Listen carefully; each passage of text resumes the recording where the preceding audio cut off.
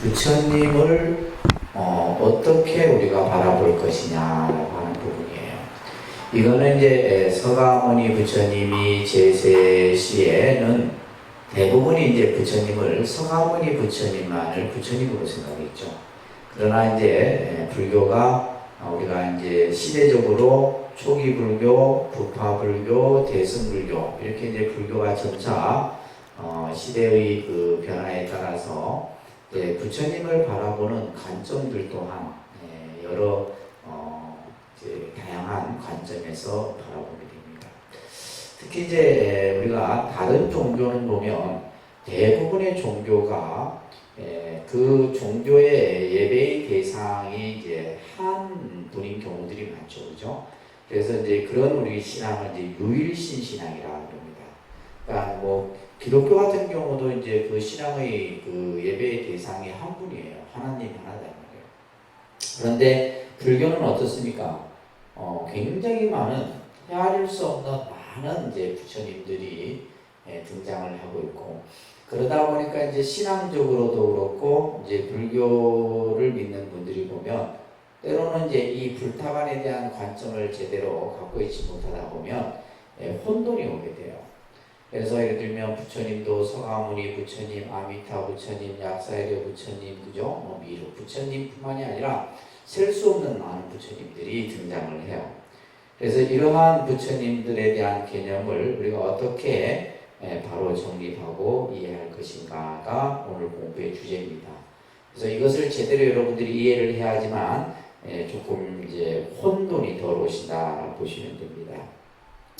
자, 먼저 우리가 부처님에 대해서 잠깐 우리가 앞에서도 계속 우리가 이제 불교라는 종교를 우리가 이제 제대로 이해하기 위해서는 부처님에 대해서 잘 이해를 해야죠, 그죠? 그래서 우리가 이제 부처라고 했을 때 한자로는 그냥 그죠? 이렇게 부처 불자를 써서 우리가 표현을 합니다. 근데 이제 우리가 원래 정확한 표현은 이제 불타죠, 불타. 그것을 우리는 이제 이것을 그냥 부처님 이렇게 표현을 하는 겁니다. 님자를 좀 붙여서 부처님 이렇게 표현을 하는데 이 불타는 이제 어떤 의미가 담겨 있어요? 깨달은 분이다, 그죠? 깨달으신 분, 진리를 완성하신 분 이런 의미로서 이제 용어적인 의미를 여러분들이 이해를 하시면서 인류 역사상 우리 중생의 모습으로 현존하신 부처님은 서가모니 부처님이에요.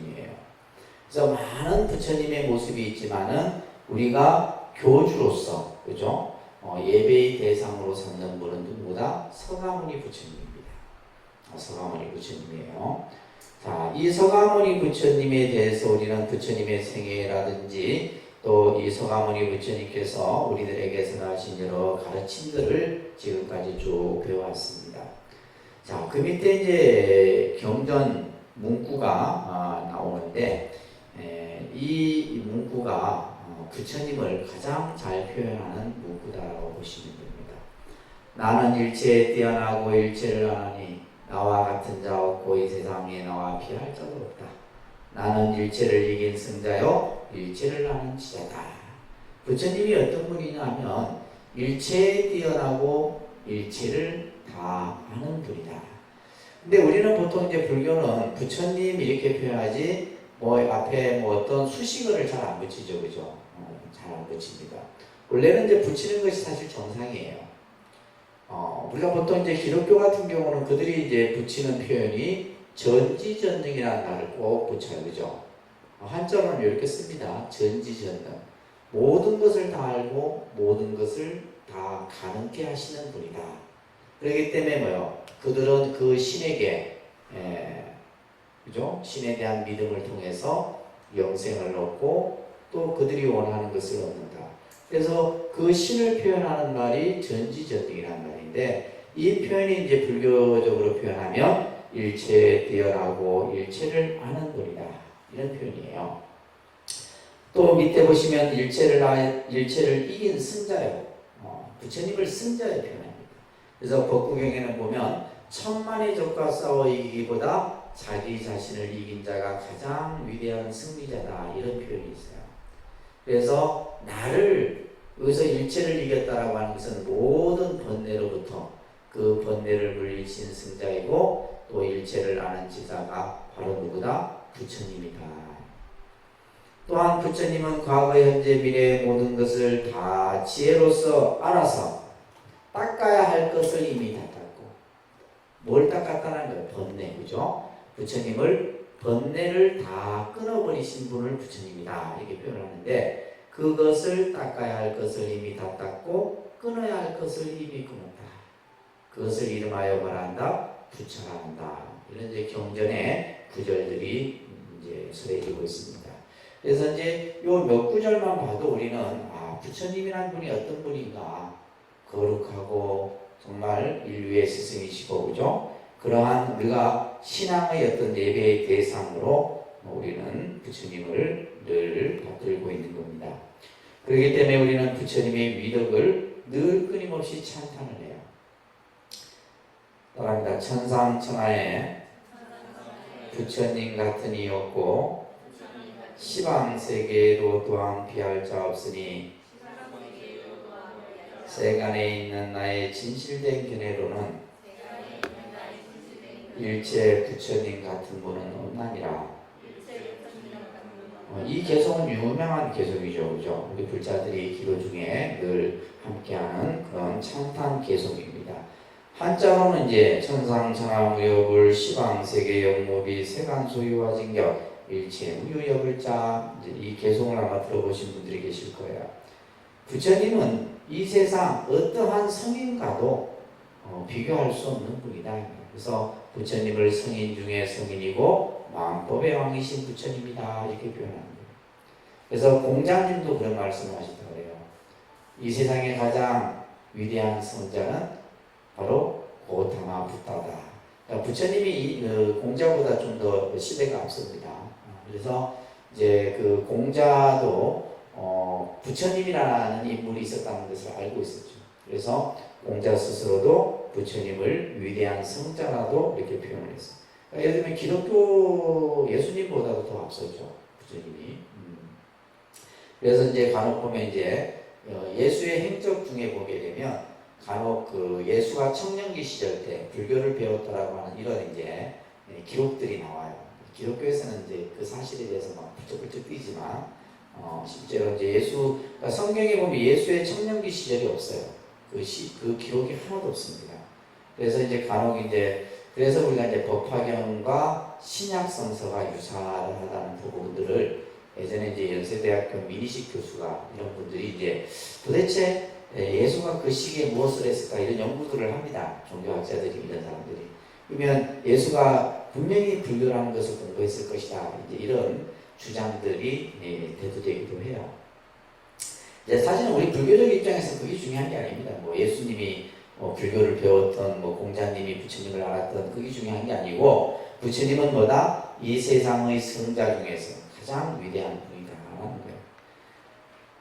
그렇기 때문에 우리가 부처님에 대해서 좀 더 잘 이해를 해둘 필요가 있다는 겁니다.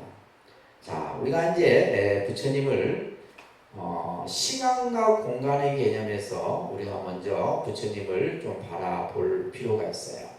그래서 시간과 공간적 개념에서 부처님을 우리가 어떻게 먼저 이해를 해야 되냐면, 시간이라고 하는 것은 과거, 현재, 그죠? 미래라고 하는 시간을 얘기를 합니다. 그죠? 이것을 이제 시간으로 얘기할 때 이것을 뭐라 그래요? 3세 이렇게 표현합니다. 뭐라 한다고요? 3세. 과거, 현재, 미래. 그 다음에 이제 이 시간으로 볼 때는 현재의 부처님은 누구예요? 서가모니 부처님이에요. 현재 분은 누구라고요? 서가모니 부처님이 현재 분이에요. 서가모니 부처님이 현재 분이고, 이 서가모니 부처님께서 내가 부처가 되기 이전에 이미 과거에도 많은 부처님이 계셨대요. 그래서 과거에 7 부처님을 과거 7부를 얘기를 합니다.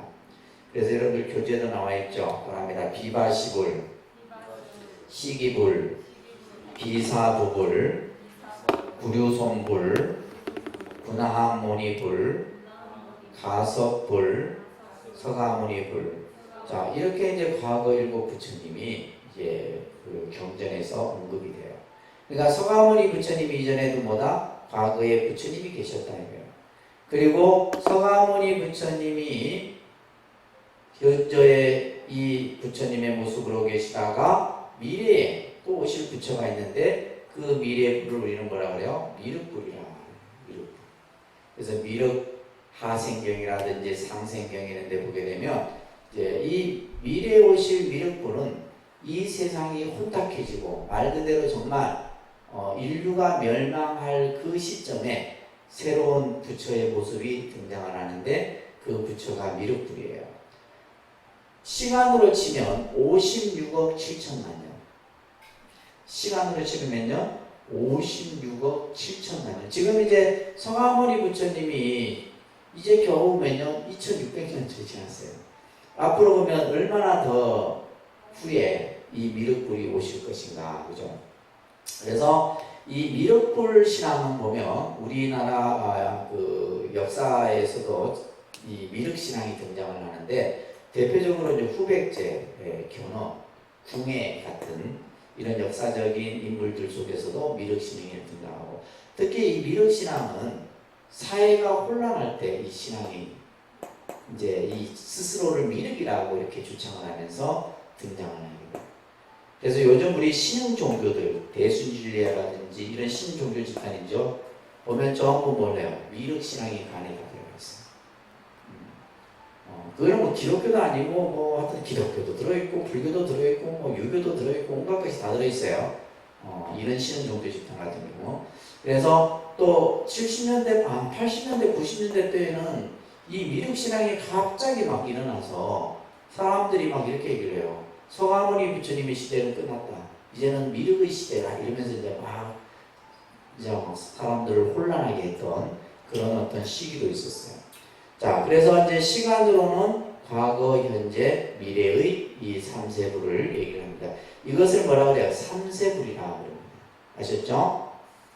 자, 그러면 공간으로 치면 이제 우리가 공간으로 크게 얘기할 때 동서남북, 그죠? 이 동서남북을 우리는 뭐라 그래요? 사방이라 그래요. 사방이라 그러고 상하, 위아래를 이제 뭐라 그래요? 이제 합하면 육방.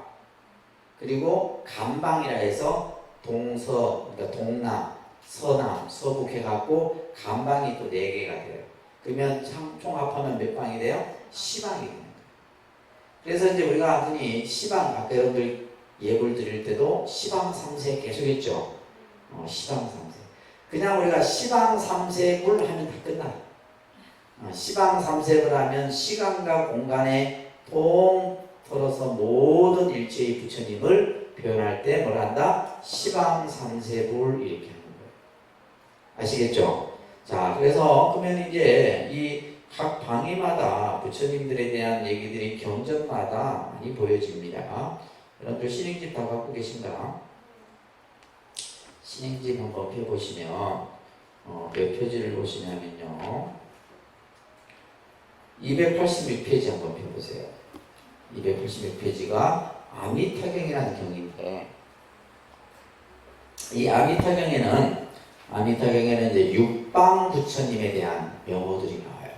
그래서 우리가 이제 부처님의 수가 얼마냐 보면 천불 명호도 있고 만불 명호도 있고 셀 수 없는 만큼의 많은 부처님이 경전에서 설해집니다. 286쪽에 보시게 되면 동방에 나오죠. 그죠? 두 번째 줄에 그죠? 동방에 아촉, 비불, 수미상불, 대수미불, 수미강불, 묘원불 이런 부처님들이 동방에 계신 부처님이에요. 동쪽 방위에 이와 같은 부처님들이 그 밑에 보면 항아사수 제불이라는 말이 있죠. 그죠?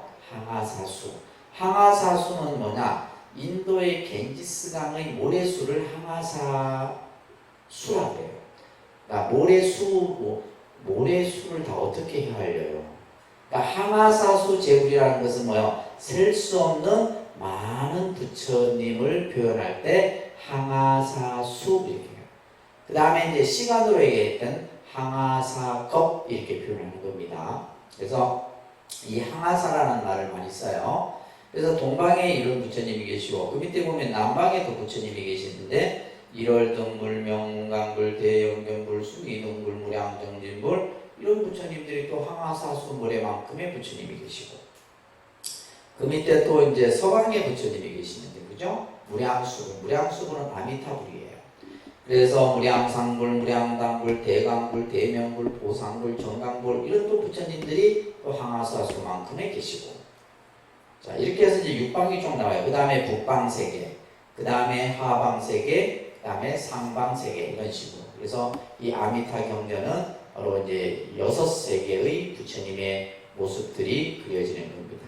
아시겠죠? 그리고 나서 이제 우리가 크게 이해했을 때는 뭐다? 시방세계랍니다. 시방세계. 네, 공간으로 얘기하면 시방세계. 시방세계는 뭐냐면 온 우주를 표현하는 말이에요. 시방세계의 뜻은 뭐다? 온 우주. 이 모든 지구가 아닙니다.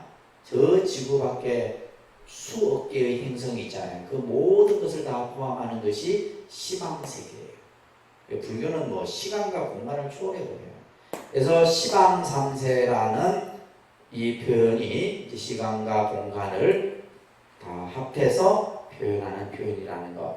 그래서 시간과 공간 속에도 이렇게 많은 부처님이 계시다라는 거예요. 아시겠죠? 부처님이 한 분이 아니에요. 불교. 어마어마한, 셀 수 없는. 그래서 이제 또 어떤 경전에 보면 불가설, 불찰, 미진수불 이런 표현이 나와요. 경전에 보면. 내가 가히 말할 수 없고 셀 수 없는 담이 없는 부처님. 이런 와가지고 막 표현들이 나옵니다. 그래서 미진수불이다. 미진수불. 아까 항아사수불 같이 미진수불은 뭐냐? 티끌수만큼의 많은 부처님을 미진수불이다. 얘기를 해요. 자, 우리가 이제 불교를 초기 불교, 따라합니다. 초기 불교, 부파 불교, 대승 불교 이렇게 이제 시대적으로 구분한다 했어요. 이건 잊어버리지 마세요. 불교가 2600년의 그 시대를 구분할 때 초기 불교, 부파 불교, 대승 불교. 대승 불교도 초기 대승, 중기 대승, 후기 대승 이렇게 구분한다 했죠. 그죠? 기억납니까? 기억하셔야 돼요. 기억하셔야 돼요. 자, 초기 불교는 부처님이 현존했던 시대로부터 약 100년 정도 내지 200년 정도의 시대의 불교인데 이 시대 때는 사람들이 부처님 하면 뭐요? 서가모니 부처님이 그죠? 부처님이었던 거예요. 부처님 하면 뭐 서가모니 부처님이 과거부를 얘기하든 미래부를 얘기하든 온갖 부처님을 얘기해도 뭐요? 서가모니 부처님만이 부처님이었어요. 그러니까 요게 이 시대는 뭐냐면 일불 중심이라고 해요. 무슨 중심? 부처님을 한 분이나 생각했어요. 그러나 이제 부파불교 시대가 되게 되면 이제 파가 나눠지죠. 상자부와 대중부라고 하는 파로 나눠지게 되는데 자 여기에서 이제 보시면 교재에 나와 있듯이 상자부에서는 서가모니 부처님이 그죠? 부처님이었어요.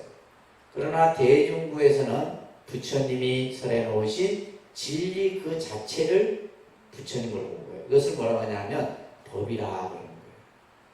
그러니까 지금 부파불교 시대 때는 몇 불 중심으로 되는 거예요? 2불 중심으로 되는 거예요. 몇 불 중심?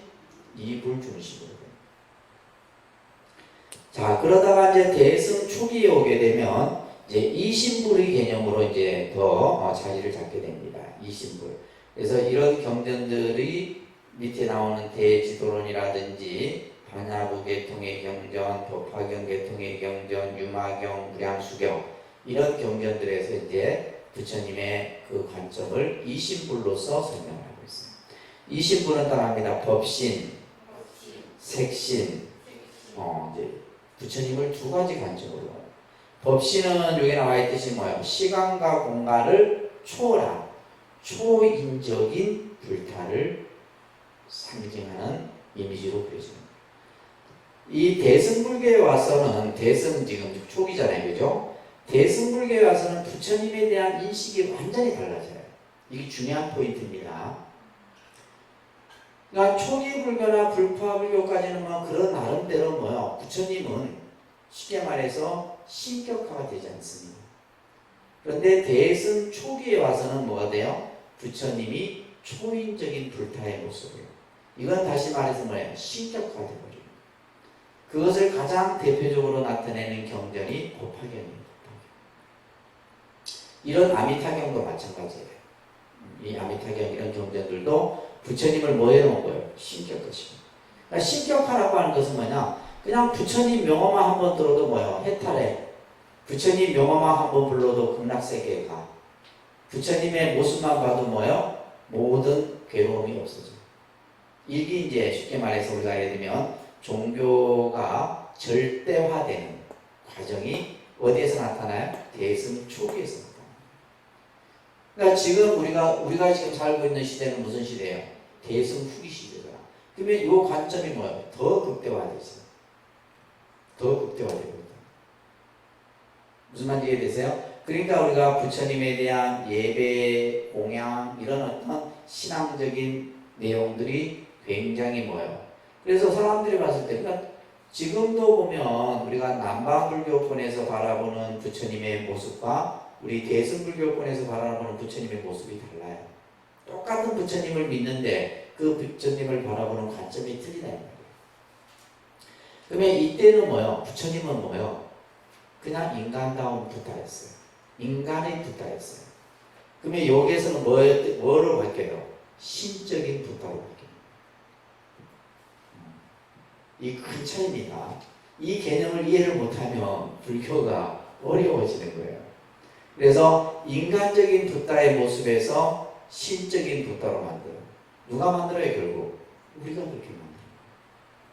그것을 그렇게 만들도록 또 만든 경전들이 아까 무슨 경전? 법화경이에요.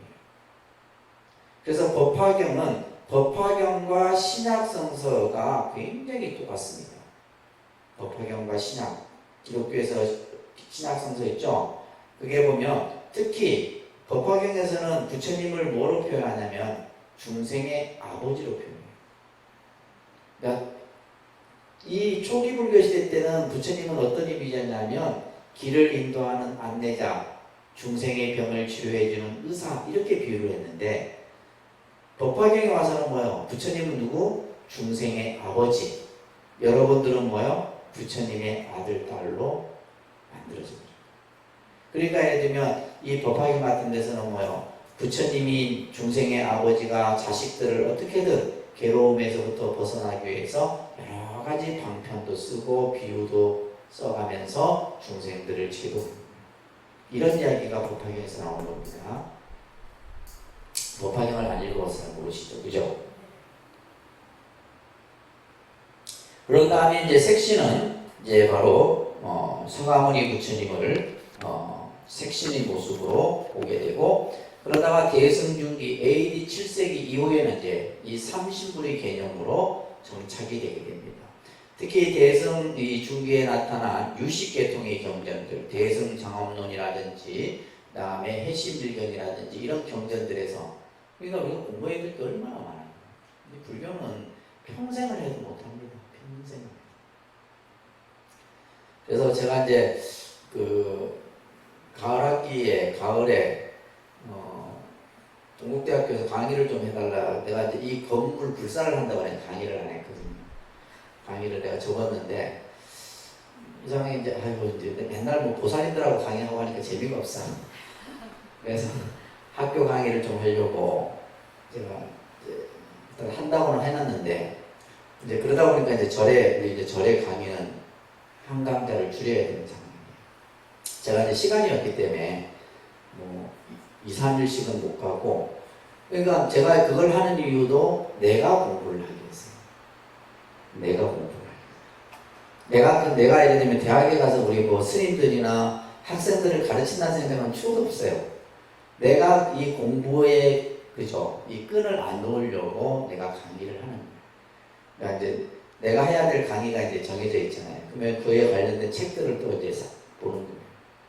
내가 공부를 하게 돼요. 예, 지금까지는 뭐 전일에 이렇게 막 신경이 있던 이제는 뭐요? 공부 쪽으로 생각을 좀 이렇게 하게 돼요. 그래서 이제 시간이 없어서 제가 많이 못하지 하고는 싶어요. 자, 대승중계에 와서 삼신불. 이 삼신불이 이제 여러분들이 잘 이해를 해야 될 부처님에 대한 관점이에요. 삼신불입니다. 따라합니다. 법신, 따라합니다. 법신, 보신, 화신. 자, 요 개념. 일단 삼신하면 법신, 보신, 화신. 이건 먼저 기억을 해야 되겠죠. 그죠? 자, 그러면 법신을 잠깐 설명해 봅시다. 법신은 깨달음 그 자체를 불의 본질로 보는 거예요. 깨달음, 부처님이 깨달으신 그 진리 그 자체를 뭘로 본다? 법신의 모습으로 보는 거예요. 그 법신의 모습의 부처님을 형상해 놓은 것이 비로자나불이에요. 따라합니다. 청정법신, 비로자나불. 자, 이거 같이 이렇게 외우셔야 됩니다. 따라합니다. 청정법신, 비로자나불. 비로자나불은 바이로차나라고 인도말로 이제 우리가 발음을 하는데 뜻은 광명이라는 뜻이에요. 광명, 빛이라는 뜻입니다. 빛. 그래서 빛은 뭐예요? 이 세상을 다 비추죠. 예를 들면 빛이 뭐 어디에는 비추고 어디에는 안 비추고 이게 아니라 똑같이 비추는 거예요. 마치 비로자나 이 법신 비로자나 부처님은 뭐예요? 이 세상을 광명의 지혜로서 환하게 비춥니다. 라는 의미가 담겨 있습니다.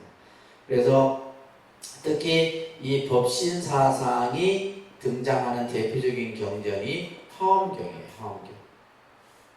화엄경은 바로 비로자나의 이 법신에서 이제 무궁무진한 법문들이 설해지게 되는 거예요. 그래서 이제 우리가 신라시대 때 보게 되면 화엄10차이 있어요. 화엄10차. 대표적인 범어사, 화엄사, 영주 부석사 이런 절들은 화엄10차리라고 해요. 이 화엄10차는 해인사도 마찬가지입니다. 해인사도. 근데 그 절에는 주로 법신부를 주불로 모시고 있는 법신부. 우리 독림선언도 삼층 설법전에 본존불이 누구예요? 비로자나불이에요. 비로자나 부처님을 본존. 왜? 제가 사실은 이제 보통 우리가 이제 사찰을 이렇게 하면서 법당에 어떤 부처님을 모실 건가는 그 사찰의 정체성하고도 연결되어 있거든요. 그래서 저희 같은 경우는 2층에 이제 이 설법전에 서가모니 부처님이 모셔져 있기 때문에 그죠? 따로 또 3층에 서가모니 부처님을 모실 필요가 없어서 이제 비로자나 부처님을 모시고 보통 비로자나 부처님을 모시면 좌우에 노사나불, 서가모니불을 모시는 것이 이게 이제 삼신불이에요. 삼신불. 그래서 우리가 보통 본존을 모시고 좌우에 모실 때는 어떤 신앙적인 또 사상적인 이런 걸 가지고 부처님을 모시는 겁니다. 그래서 이제 위에는 3층의 설법전에는 이제 그러니까 이런 어떤 그 개념으로는 사실 안 맞죠. 원래는 비로자나불을 모셨으면 노사나불이나 서가모니 부처님을 모셔야 되는데, 근데 이제 우리 위에는 또 뭐야? 천불의 부처님이 있는데 그 천불 부처님에는 삼신불 개념이 다 들어가 있어요. 자, 그래서 진리 그 자체의 부처님을 법신. 그래서 원래 이 법신불은 형상이 없습니다. 형상이 없는 부처예요. 그 다음에 원만보신 노사나불이라고 해요. 그러니까 원만보신 노사나불. 노사나불이라고 하는 부처님이 이제 이 보신불인데, 자, 이 보신불은 어떠한 부처냐면 보살이 그죠? 수행을 쌓아서 본원을 성취하여 공덕의 화보로서 깨달음을 얻은 부처님. 이게 무슨 말인지 어렵다 그죠? 모든 부처님은 과거에 뭐요? 보살의 힘을 닦습니다. 서가모니 부처님도 그랬고 모든 부처님은 그냥 어느 날 갑자기 부처가 되는 게 아니에요. 서가모니 부처님이 6년 고행 끝에 부처가 되신 게 아닙니다. 과거 이미 이전에 뭐야? 수많은 보살의 힘을 닦아서 그 처음 본인이 가졌던 원을 본원이라고 해요. 본원. 내가 처음 세웠던 원. 그 본원을 성취하게 돼서 그 공덕으로 부처가 되신 부처님을 보신불이라 해요.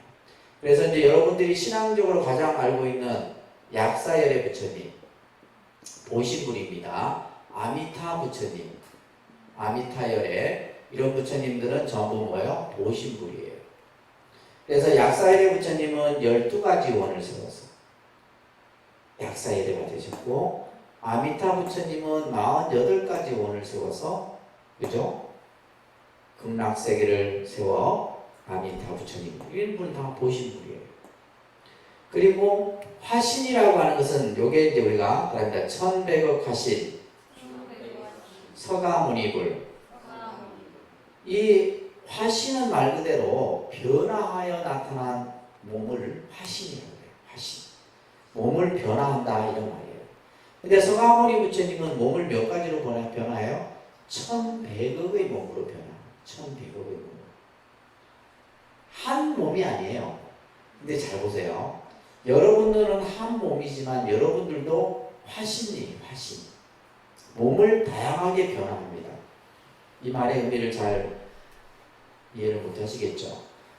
쉽게 얘기해서 한 몸이지만 여러분들은 뭐요? 절에 오면 여러분들의 몸은 무슨 몸이에요? 불자의 몸이에요. 부처님의 불자의 몸이 돼요. 집에 가면 아내고 남편이고 아버지고 어머니고 딸이고 이모, 그죠? 직장 가면 부장이고 과장이고. 그러니까 하나의 몸이 뭐예요? 내가 어느 장소에 가는 거에 따라서 그 몸이 변화하는 거예요. 이걸 화신이라고 합니다. 무슨 말 이해되세요? 한 몸이 아닙니다. 제가 여기에 있을 때는 스님이고 주지지만 제가 학교에 가면 학생들은 뭐예요? 내 몸이 교수님이 돼요. 그러니까 이런 식으로 몸이 여러 가지로 변해요. 제가 예를 들면 어느 기관에 뭐 장으로 있으면 그게 가면 뭐예요?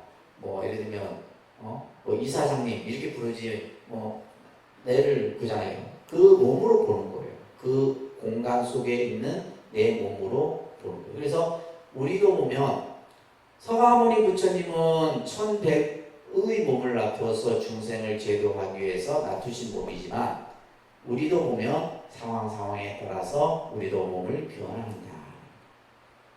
이게 화신입니다. 아셨죠? 자, 이렇게 지금 이 개념이 삼신불인데, 자, 이 삼신불을 부처님께서는 이것은 서로 각각의 다른 몸이 아니라 한 몸이다라는 말씀을 하세요.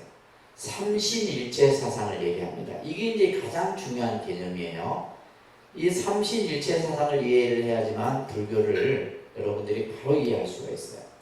다시 말해서 그림으로 표현하면 이거예요. 법신불이에요.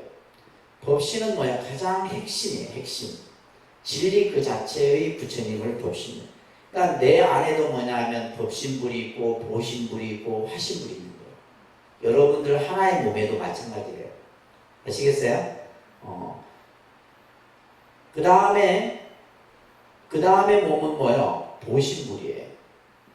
또 그 다음에 몸이 있는데 여러 가지로 내가 몸을 놔두잖아. 이거는 뭐예요? 화신이에요. 그러니까 여러분들도 여러분들의 본래 몸의 그 당체, 주인공을 뭐라 그래요? 법신불이에요.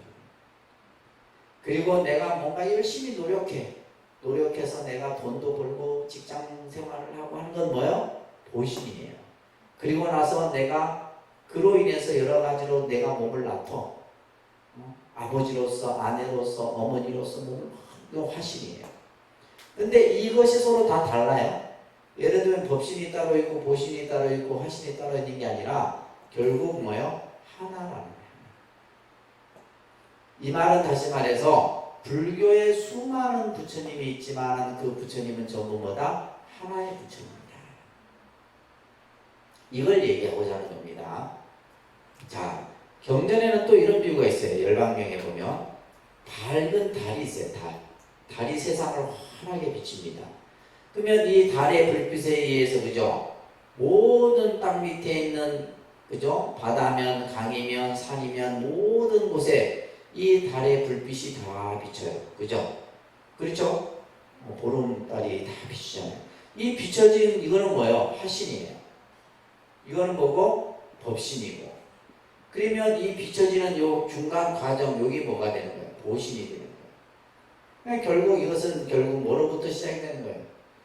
다시 말해서 법신이 보신이고, 보신이 화신이고, 화신이 법신이고, 이게 전부 하나다라는 거예요.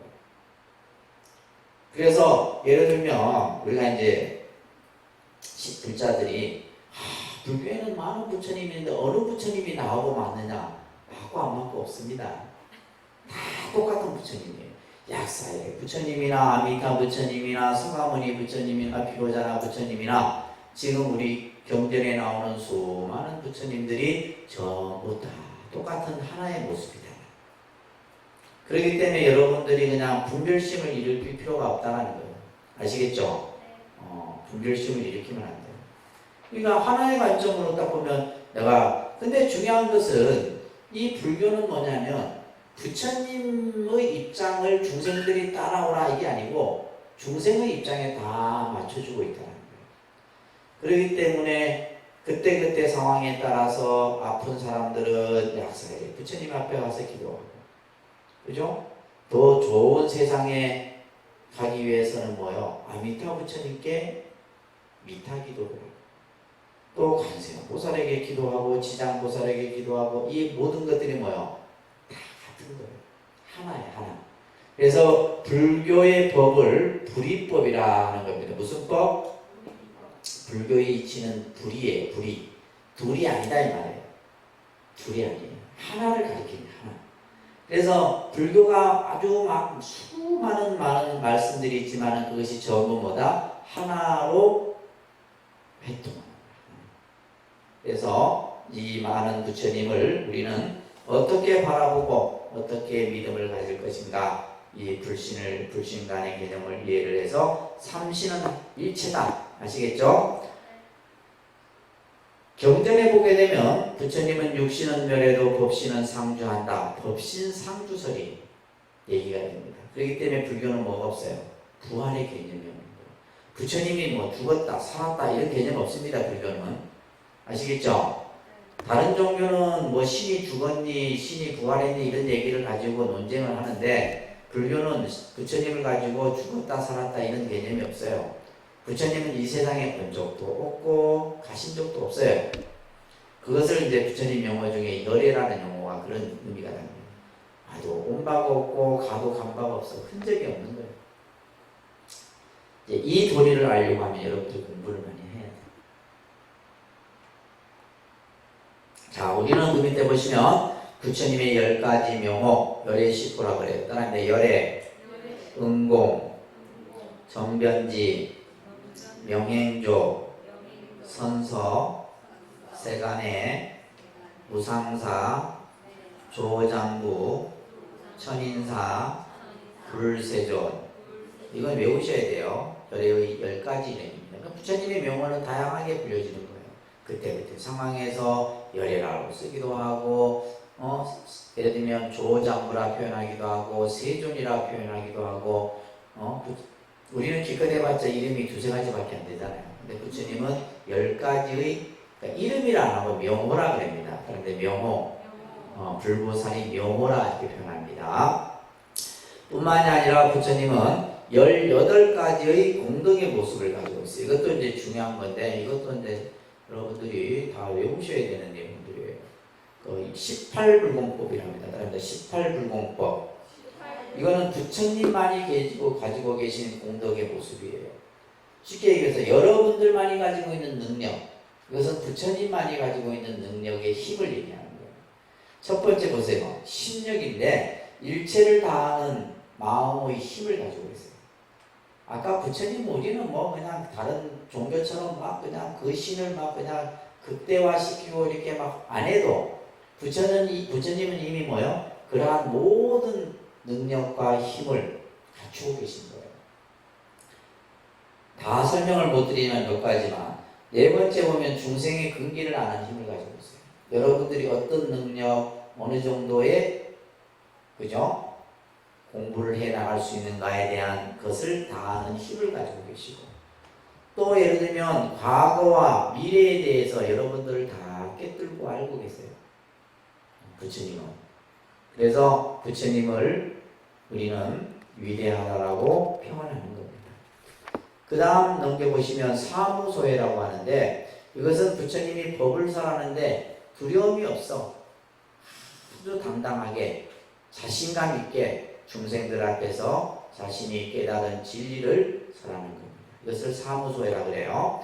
그 다음에 삼념주라고 하는데, 이것은 뭐냐면 부처님은 자신을 비방하든 자신을 또한 믿고 따르든 간에 마음에 동요되는 일이 없어. 이게 다른 종교와 또 다른 점이에요. 이 삼념주가 중요한 개념이에요. 다른 종교는 어때요? 내를 믿지 않으면 다 지옥에 간다 그러잖아요. 신을 믿지 않으면 다 지옥에 간다는데, 불교는 그런 게 없어요. 근데 또 불교는 또 좀 그런 게 있었으면 좀 좋지 않았겠나 하는 생각도 해요. 안 믿으면 지옥 간다 이러면 다 검대서 믿을 건데, 그죠? 근데 부처님은 나를 신봉하든 신봉하지 않든 항상 정념 정지의 상태에 머문다. 이게 부처님이에요.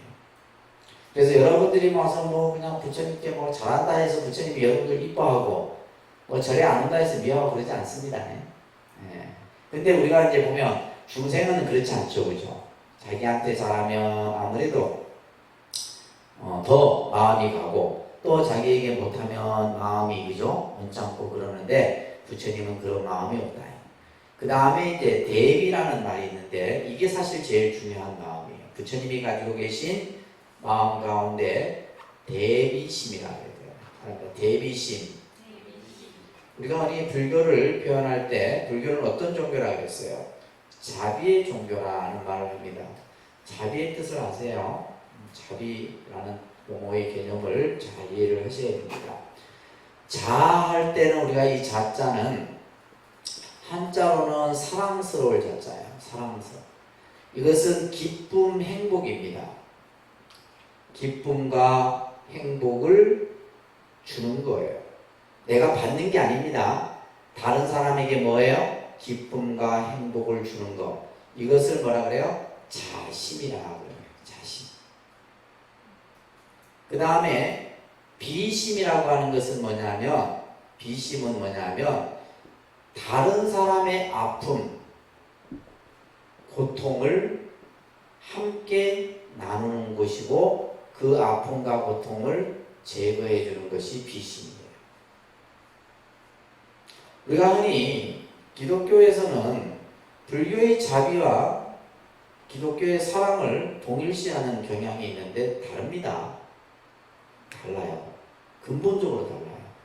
사랑은 기독교에서 말하는 사랑, 우리가 사랑도 보면 아가페적인 사랑, 에로스적인 사랑, 여러 가지 사랑의 종류가 있는데, 기독교에서의 사랑은 뭐냐면 아가페적인 사랑입니다. 신의 사랑입니다. 신. 내 신을 믿는 사람에게는 다 줄 수 있어. 그러나 내 신을 믿지 않는 자는 뭐예요? 적이에요, 적. 그래서 기독교 사고에는 뭐냐면 적대적 사고가 있는 거예요. 그래서 종교 갈등이 생기는 겁니다. 그게 무슨 보편적인 사랑이에요? 보편적인 게 아닙니다. 이거는 차별적 사랑이죠. 왜? 내 신을 믿는 사람에게만 베풀 수 있는 사랑이기 때문에. 제한적이고. 아시겠어요? 그런데 불교의 이 자비 사상은 뭐예요? 보편적이고 무차별적이에요.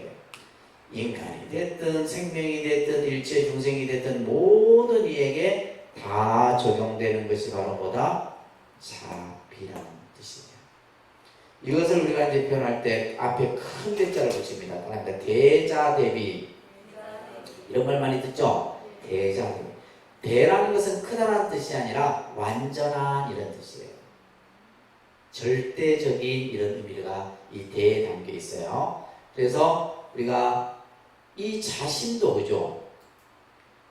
중요한 마음이죠. 한 사람에게 기쁨을 주고 행복을 주고.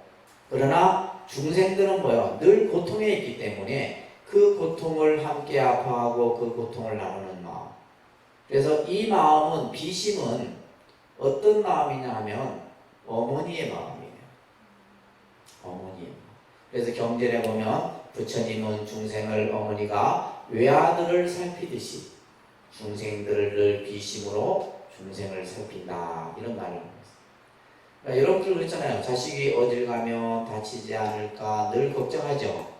힘들지 않을까, 아프지 않을까 걱정도 안 하는 겁니다. 이게 비심이에요. 이게 부처님의 마음이다 이 말이에요.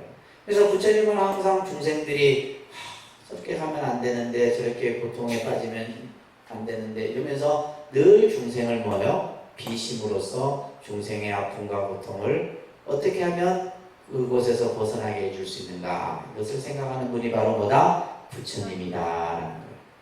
아시겠죠? 자, 뿐만이 아니라 부처님은 10분의 제자, 예수님은 12사도라 해서 12분의 제자를 거느리고 계시는데 부처님은 10분의 제자, 이것도 이제 외우셔야 됩니다. 나중에 이 부처님들의 이 제자들과 관련된 얘기들은 이제 중간중간 설법이나 또 다른 기회가 생길 때 해드릴게요. 바랍니다. 지혜제일 사리불, 신통제일 목골련,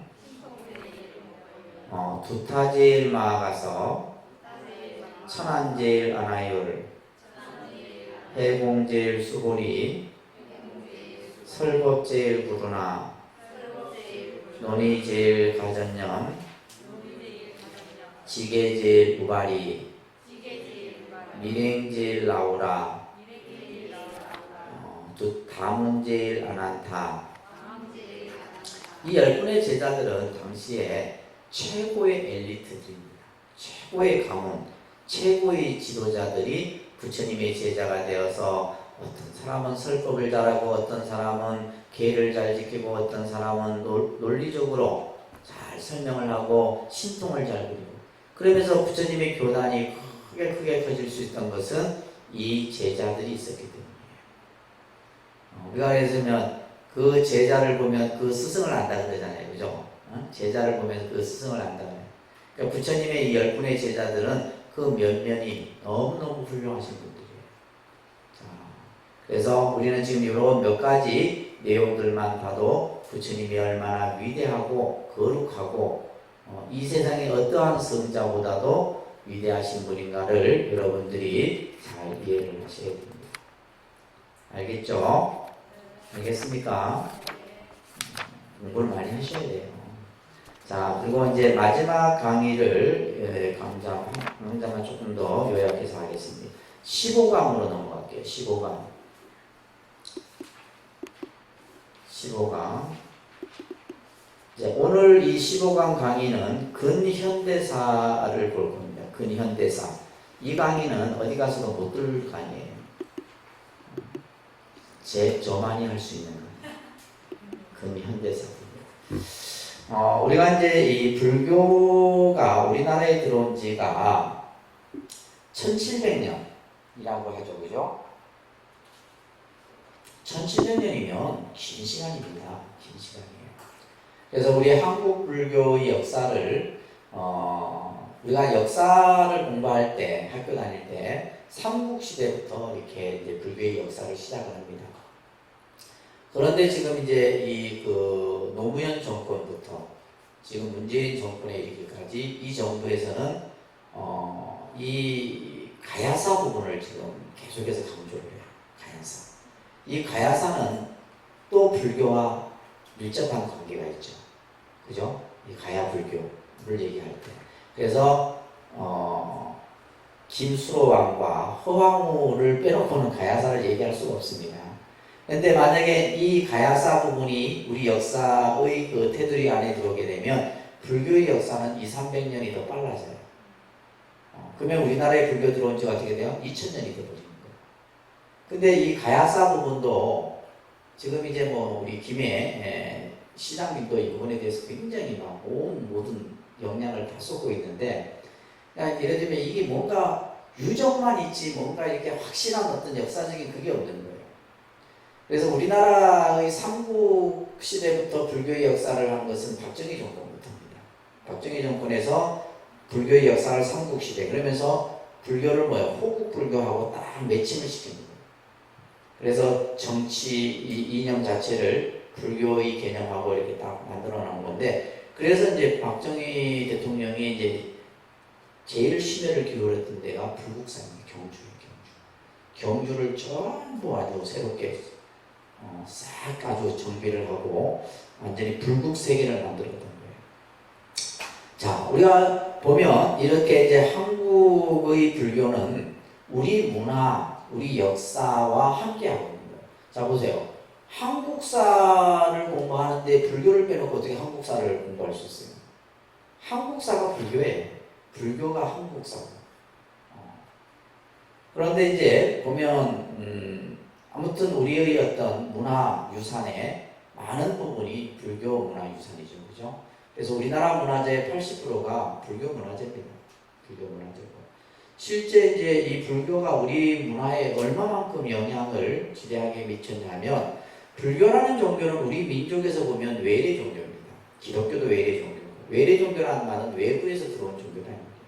그러면 불교라는 종교의 고등 종교가 들어오기 전에는 뭐였어요? 우리는 뭘 믿었어요? 자연 숭배 신앙을 믿었어요.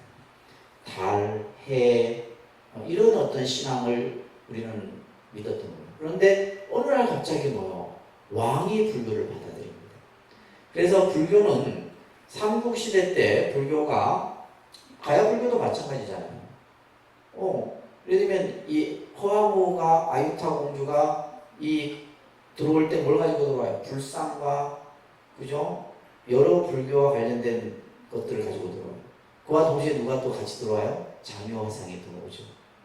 그러면서 이 가야불교도 자연스럽게 불교가 우리나라에 정착을 하게 됐듯이, 삼국시대도 마찬가지예요. 고구려, 소수리마, 백제, 친유왕 전부 다 보면 왕이 불교를 받아들여요. 인도의 승려들을 모셔서 불교를 받아들여서 이제 그 불교의 정신을 가지고 정치 이념으로 삼게 되는 거예요. 그래서 우리나라 이제 불교를 우리가 흔히 호국불교라는 말을 쓰는 겁니다. 그런데도 이제 우리 불교는 참 많은, 어떻게 보면 역사는 똑같은 것 같아요. 한참 성했다가 그 성한 시대가 지나고 나면 또 쇠퇴했다가 또다시 침체기를 갔다가 다시 또 이렇게 일어나기도 하고, 이 역사인데, 보세요. 우리나라 역사도 보면 삼국시대 통일신라는 불교가 꽃을 피웠던 시대입니다. 통일신라는. 그러다가 통일 후가 되게 되면 불교가 잠시 내려갔다가 누가 이제 일어나요? 그죠? 태조 왕건에 의해서 고려가 건국이 되죠. 이 태조 왕건은 고려를 건국할 때 훈요 십자로가 하는 것을 세워서 모든 고려인들은 불교를 순상해야 된다. 불교를 믿어야 된다는 것을, 불교를 국교로 만들어버리죠. 이것이 고려 초기, 중기, 고려사 역사를 보면 그렇게 다 나오죠. 굉장합니다. 그러다가 고려 말이 되게 되면 불교는 또 한 번, 불교가 너무 막 발전을 하니까 반대급부적으로 불교의 쇠퇴의 모습들이 나타납니다. 그래서 고려사에 보게 되면 고려 말 되면 불교는 부패할 대로 부패해져 버립니다. 그러다 보니까 이제 결국에는 이제 고려 말에 누가 일어나요? 무신 정권이 정권을 잡죠, 그죠? 무인 시대 이런 거 나오잖아요, 요즘에 보니까. 종편에 많이 나오더구만. 그 안에 보면 불교와 다 관련된 얘기가 많아요. 이 무신 정권이 나중에 누구와 손을 잡냐면 선종과 손을 잡습니다. 선종은 뭐냐면 산속에 수행하는 선사들하고 이게 손을 잡게 돼요. 그러면서 이제 태조왕건이 고려를 건국하고 나서 이제 불교를 형성하는데, 그러면서 고려 시대 때는 뭐냐면 국사 제도를 만들게 돼요. 국사라고 하는 것은 임금의 스승입니다. 그래서 고려 시대 때 16분의 국사가 송강사에서 배출이 됩니다. 그러면서 이제 예를 들면 국사 제도 이 하나만 봐도 그 당시에 불교가 가지고 있는 힘을 알 수 있지 않겠어요? 그러면서 우리가 예를 들면 고려를 건국할 때도, 그죠? 그 도선 스님의 풍수지리설에 의해 갖고 고려가 개경의 수도를 정하게 됩니다. 근데 조선도 마찬가지로 이성계가 한양 도성을 정할 때 누구의 도움을 받아요? 무학대사의 도움을 받아서, 그러니까 결국 그 도성을 누가 다 전제해 준 거예요? 우리 스님들이 다 해준 거예요. 그래서 조선의 한양 읍성을 무학대사가, 그죠? 그러니까 이제 태조 이성계도 처음에는 불교를 믿었죠. 그러나 이제 불교가 원체 부패해지고 그러면서 유학자들로부터 공격을 받고 승리하게 들어오면서 이 조선의 건국 정치 이념이 뭐가 되는 거예요? 유교가 되버리는 거죠. 그래서 이씨 조선이 우리가 흔히 말할 때 500년 동안 지속이 되잖아요. 이씨 조선, 이씨 조선이 그죠? 500년 동안 지속이 될 때 불교는 이제 뭐 끝없이 이제 추락을 하는 거예요. 그러면서 태종 때 보게 되면 스님들의 신분을 천민 밑으로 떨어뜨립니다. 천민보다는 못하게 이제 스님 신분을 떨어뜨리고 태종 때 보게 되면 이제 도성 출입을 제한하고 이런. 그러면서 이제 쉽게 얘기해서 뭐예요? 불교는 거의 시가 말라버려요. 그런 중에도 이제 우리가 아니면 세조라든지 세종 임금들은 그래도 불교를 나름대로 했었어요. 그렇지만 원체 이제 전체적인 정신이 유교 정신이다 보니까 불교가 크게. 그러면서도 이제 우리가 고려시대 때 보면 뭐 여러분들이 아는 서산, 그다음에 사명당 이런 얘기들 아시잖아요, 그죠? 그래서 나라가 위기에 처할 때마다 결국 불교가 또 나라를 풀어가고 이런 역사들이 이제 벌어지다가 그러다가 이제 마지막 우리나라 마지막 황제가 고종 황제죠. 그래서 이 우리 불교사를 연구하는 사람들이 근대와 현대를 구분할 때 그 기점을 뭘로 잡느냐 하면 여러분 교재 보시게 되면 스님들이 입성 금지가 고종 때 해제가 되게 돼요. 1895년에. 이 1895년부터 광복까지가 불교의 근대사라고 이렇게 이제 역사학자들이 그 시기를 정합니다. 아시겠죠?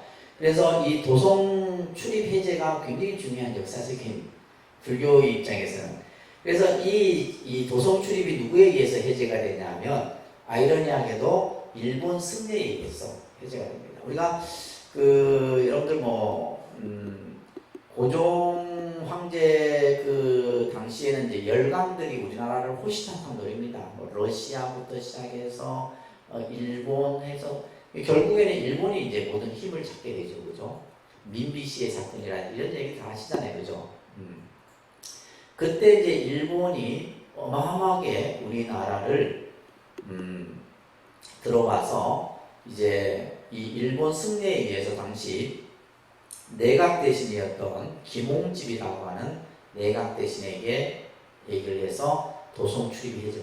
쉽게 얘기해서 한양 도성에 동대문, 서대문, 남대문, 사대문 안에 스님이 들어가지 못했다 말이에요. 태종 때부터 그때까지. 근데 그것을 풀어놓은 거예요. 그러면서 이제 일본 사찰들이 물밑듯이 들어가요. 그래서 실제적으로 1877년부터 1911년까지 일본 절들이 113개 정도가 들어서게 돼요. 일본 사찰들이. 그래서 여러 이제 일본 절들이 들어서게. 지금도 여러분 군산에 가면 동국사라는 절이 있어요. 동국사. 이 동국사라고 하는 절은 지금도 일본 그 시대 때의 법당과 모양을 그대로 간직하고 있습니다. 일본 그 시대의 지금의 모습을. 그러면서 이제 당시 우리 한국 불교에서도 창신동에 원흥사라고 하는 이제 사찰을 건립하게 되고, 그러면서 이제 중요한 사건이 뭐냐면 일제가 이제 점점 우리 이제 나라를 통치의 야욕을 보이기 시작하죠. 그래서 이제 우리가 흔히 36년이라고 하는 식민지 지배를 당하게 됩니다. 그럴 때 이제 여러 가지 이제 우리의 어떤 정신, 문화 이런 것들을 이제 그들의 문화로 바꾸는데 그것을 이제 문화 말살 정책이라 하면 역사 시간에 배웠을 거예요, 그죠? 그 중에 이제 우리 불교는 사찰령이라고 하는 것을 제정하게 돼요. 이 사찰령이 중요한 겁니다. 이 사진이 이제 도성 출입이 막 해제된 그 시기의 남대문의 사진 모습인데, 사찰령이라고 하는 이제 제도를 누가 만들어요? 조선 총독부에서 만듭니다. 조선 총독부에 만들어서 이제 이것을 1911년에 시행 규칙을 제정 발표를 합니다. 그러면서 이제 당시 테라우츠라고 하는 총독이 이것을 만드는데 그 사찰령을 내용을 한번 보세요. 제1조 사찰을 병합하거나 폐지할 때 총독부의 허가를 받아야 되고 모든 승규법식은 총독부의 허가를 받아야 돼요. 여기서 중요한 것이 뭐냐? 본사와 말사법을 제정해요. 이게 일제시대 때 만들어진 법입니다. 근데 지금도 우리 이제 조계종에서 쓰고 있는 거예요. 이 법을. 지금도. 그러니까 이게 뭐냐면 본사 말사라고 하는 것이 뭐냐면 우리가 범어사, 통도사, 해인사 이런 그 지역별로 큰 본사를 둬요. 그러니까 일제시대 때는 31개의 본사를 둡니다. 저 이제 우리가 북한까지 다 포함하니까 31개의 본사인데 이 사찰을 통해 갖고 각 말사들을 관리를 하는 거예요. 쉽게 말해서 이제 이 본사 말사법은 뭐냐면 조선 총독부가 한국 불교를 통제 관리하기 편하도록 만든 제도인데 이걸 이제 우리가 지금도 쓰고 있는 거죠. 자, 그러면서 1912년 7월 12일에 이 사진에 나오는 스님이 당시 해인사 주지였던 이회강이라고 하는 스님인데 진짜 말 그대로 친일 행위를 했던 인물이에요. 그래서 직접 이 해인사 본말사법을 제정해서 총독부에 이렇게 이 법을 시행하도록 만들었던 인물이 바로 이 회강이라고 하는 인물이에요. 그러면서 이제 제7조에 보게 되면 사찰에는 주지를 둔다. 그러니까 사찰의 대표를 주지를 두는 것이 일제 때 만들어진 법이에요. 요때 사찰령 때. 그래서 재산의 관리와 절의 사무, 법의 집행을 맡아 사찰을 대표하는. 그러면 그 이전에 사찰의 주지는 뭐였냐면 뭐 절의 살림을 살고 절을 대표하고 이런 사람이 아니었어요. 그러면 그때 그 이전의 주지의 개념은 뭐냐면 법을 설하는 사람이었어요. 법을 설하는 위치가 주지의 역할이었는데 일제 때 이 주지의 개념이 어떻게 돼요? 변화되고 지금과 같이 변화되고 그러면서 또 사찰의 재산을 총독부 없이는 허가가 안 돼요. 그래서 당시 임명권을 보세요. 본사 주지는 누가 임명해요? 총독이 임명합니다. 말사 주지는 누가 임명해요? 당시 관할 도지사가 임명했어요. 이게 채 몇 년 안 된, 몇십 년 안 된 우리의 역사라는 거예요. 채 100년이 안 되죠. 그죠? 그러면서 그 다음 페이지 보시게 되면 그러다 보니까 이제 사찰 주지의 어떤 목적이 퇴색이 돼요. 예전에는 이제 스님들이 통도사도 그랬답니다. 스님들이 서로 주지하라면 주지를 안 했대요. 왜? 자기 수행에 방해가 되기 때문에. 근데 지금은 어떻게 해요? 좀 좋은 점은 뭐야? 서로 주지하려고 막 암투를 벌이잖아요. 그러니까 이런 모습들. 그래서 옛날에는 뭐 통도사 주지를 하라 해도 안 한다. 그래서 주지할 사람이 없어서 다른 데서 주지를 모셔오기도 했다고 그럽니다. 실제 통도사도 그렇고 예인사도 그렇고. 그러면서 이제 일본의 사원 지주제도에 의해서 주지의 권한이 대폭 강화됩니다. 그래서 사찰 주지가 이제 사찰의 재산을 증식하고 주지 임명에만 관심을 보이게 되는 이런 어떤 나쁜 형태로 변화하게 됩니다. 그 다음에 그 밑에 중요한 거, 이게 중요한 거. 1926년에 조선 총독부가 대처승도 본말사 주지를 할 수 있도록 법을 제정해요. 이게 이제 사실은 불교의 암울한 역사의 시발점이 됩니다. 그러니까 이거 누가 만든 거예요? 일본. 그러니까 결국은 뭐냐면 우리가 보세요. 그러니까 우리나라 문화 발달을 하기 위해서 창씨개명을 하고 단발령을 하고 이런 얘기 들어보셨죠? 불교는 뭘 했냐면 스님들을 전부 결혼시킨 거예요. 다 결혼을 하더라고요. 그래서 일제시대 때 스님 생활했던 분들이 다 처자식이 있습니다. 자식들이 있어요. 그래서 여러분들 보면 통도사라고 하는 큰 절 밑에 마을이 있어요. 해인사도 그렇고 다 있습니다. 그 마을을 우리는 지리시간에 여러분들 배웠을 거예요. 사하촌이라고 해요. 절 밑에 있는 마을이라 해서 사하촌이에요. 이 사하촌에 사는 사람들이 다 누구예요? 스님들의 자식들이에요. 통도사도 그렇습니다. 통도사도 보면 통도사 옆에 뭐 자기 큰아버지가 스님이고 작은아버지가 스님이고 삼촌이 스님이고 다 그래요. 근데 이 사람들이 이 통도사에 별로 좋은 감정을 안 가져요. 왜? 자기들은 쫓겨났다고 생각해요. 이제 쫓겨나는 과정들이 이제 벌어지는 거예요. 그래서 이제 이 대처승도, 근데 여러분들 대처승이라는 말 쓰시면 안 됩니다. 저는 그냥 써도 되지만, 그 결혼한 스님들이 들을 땐 기분 나빠요. 대처승이는요. 그래서 대처승도 본말사 주지가 될 수 있는. 그래서 우리나라 종단의 가장 대표적인 이제 종단이 태고종이에요. 오늘부터 뉴스에 한참 더 크게 나오는데 그 절도 태고종이에요. 태고종들이 보면 간혹 주원절을 갖고 있기도 해요. 여러분들 그 순천에 가면 선암사 있죠. 선암사가 지금 이 역사에 아직 남아있는 풀지 못한 문제의 사찰이 선암사예요. 그러니까 몇 년 전까지만 해도 하도 조계종하고 태고종하고 싸우니까 순천시에서 그냥 저를 순천시에서 관장을 했었어요. 그러다가 이제 서로 싸우지 않는 조건 하에 선암사를 이제 태고종에, 지금 태고종에서 관리를 하고 있고, 또 근데 조계종에서는 주지도 임명해요. 주지가 들어가지 못하지만. 그래서 몇 년 전까지만 해도 조계종 스님들이 몇 명에서 몰려오면 되게 경계하고 그랬었어요. 절대서 보죠.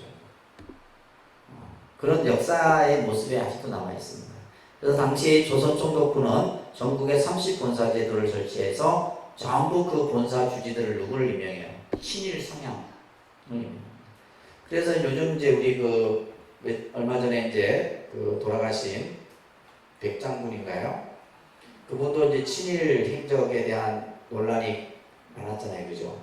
그러면 당시 이때 아까 이회강이라는 스님은 진짜 말 그대로 그냥 공식적인 친일 행위자고, 당시 통도사는 구자, 하자 큰 스님이 이때 주지를 하고 계셨어요. 근데 어느 날 이제 친일 임명 사전을 편찬한다고 하면서 이제 이 사전을 편찬하는 사람이 당시 일제 이 강점기 시대 때 이 스님이 통도사 주지를 했으니까 뭐예요? 친일 행위를 했다 해서 임명 사전에 수록을 해버린 거예요. 수록을 하려고 하던 차에 통도사에서 난리가 난 거지. 무슨 소리냐?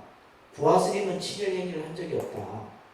그래서 당시 독립군 자금을 줬다라는 기록이라든지 이런 여러 가지 자료들을 막 진짜 어마어마하게 자료를 만들어서 올려서 유일하게 친일 임명 사전에서 빠진 분이 구자 큰 스님이에요. 이 구하 스님은 당시 이 일본 불교가 너무 물밀듯이 들어오다 보니까 우리 경상도의 각 시마다 포교당들을 세웁니다. 그러니까 일제시대 때 세워지는 포교당이에요. 요즘에 만들어지는 포교당하고 다릅니다. 포교당들을 세우는데 여러분들이 알고 있는 마산, 창원, 창녕, 밀양, 그죠? 울산, 진주, 이런데, 그 다음에 언양, 이런 경상도 요 부분에 포교당들을 세웁니다. 일제시대 때. 제가 창원에 있었던 포교당은 1927년, 마산 포교당 같은 경우는 1910년대 포교당이에요. 그러면서 이 포교당을 세움과 동시에 뭘 또 세우냐 하면 유치원을 설립을 합니다. 이게 중요한 거예요. 그래서 스님이 왜 유치원을 설립했냐 하면 나라를 빼앗긴 것은 우리가 배우지 못했기 때문입니다. 어릴 때부터 교육을 해야 된다면서 마산 포교당, 울산 포교당에 유치원을 세우는데, 마산 포교당에 여러분들 대자 유치원 들어보셨어요? 대자 유치원 출신 있으세요? 대자 유치원은 명문 유치원이군요. 그 지역에서는. 그래서 이 유치원이 우리나라 불교 유치원으로서는 1호예요. 사립 유치원으로서는 2호가 됩니다. 그러니까 역사가 지금 100년 정도 됐을 거예요. 100년 넘었죠. 유치원 역사가. 그래서 3대 4대가 됩니다. 3대 4대가. 사람들은 이제 그 당시 유치원 기록들을 보게 되면 그 일제시대 때도 보면 운동복이 3벌 있고 원화복이 막 2벌 있고 이랬대요. 그러니까 쉽게 말해서 지역 유지들만 다닐 수 있었던 그런 유치원이었어요. 그래서 이 이제 동국 유치원도 마찬가지고. 그래서 또 그러면서 이 포교당들이 어디에 위치하냐면 달동네에 위치해요. 빈민가. 우리가 마산도 보면 추산동이 옛날에는 달동네였어요. 제가 살 때마다 전부 뒷도 창녕도 가보니까 그렇더라고요. 창원도 가보니까 똑같아요. 창원, 그래서 제가 창원에 좀 살았잖아요. 한 십몇 년. 왜 창원에는 유치원이 없었을까 했는데 이 시대는 창원이라는 도시는 없었어요. 마산이 중심이었지. 그렇잖아요. 그죠? 마산이 중심이었지, 경제 중심이었지. 제가 90년대에 살 때만 해도 마산이 엄청 경제가 잘 돌아갔던 시대잖아요. 그래서 창원은 뭐 그 지금 구용사 있었던 그 북동시장 요게만 있었지 나머지는 전부 눈밭이었다. 없었던 거예요. 그래서 이제 부학건설님께서는 교육과 또 뭐요? 구율 사업을 통해서 이러한 사찰의 역할과 기능들을 했다는 거예요. 대단한 성각자죠. 지금 통도사는 이 부하스님이 만들어온 이 절들을 중심으로 해서 다 부처님 법을 전하고 수행도 하고 있는 거예요. 그만큼 한 사람의 성각자의 그 영향이 굉장히 크다는 것을 우리가 느낍니다. 그죠? 자, 그러면서 그러면서 이 일제가 불교를 이렇게 하는과 동시에 긍정적인 면도 있었어요. 뭐냐면 근대 교육이 시작이 됩니다. 근대 교육, 불교가. 그래서 여러분들 1906년에 최초의 근대 학교인 명진학교가 들어서게 돼요. 여기 사진에 보면 이게 이제 1931년도에 지금의 이제 동국대학교의 전신입니다. 그 이제 명진학교라고 하는 이제 우리나라에 어떻게 보면 거의 고대나 연대나 같은 시대에 세워진 사립학교예요. 그래서 이제 이 동국대학교가 이제 지금의 이제 우리 대한불교 조계종의 종립대학으로서 자리를 하고 있죠. 원래는 해화동에 있다가 지금은 이제 남산 쪽으로 이 학교가 옮겨졌죠, 그죠? 저희 동국대학교가 스님들이 좀 잘했으면 연대 고대보다도 헐 앞설 수 있는 대학이에요, 실제로. 근데 우리가 나중에 이 역사를 보면 아시겠지만은 근대사를 보면 아시면 스님들은 싸우거든. 싸우는 그 시기가 거의 한 4, 50년을 싸워요.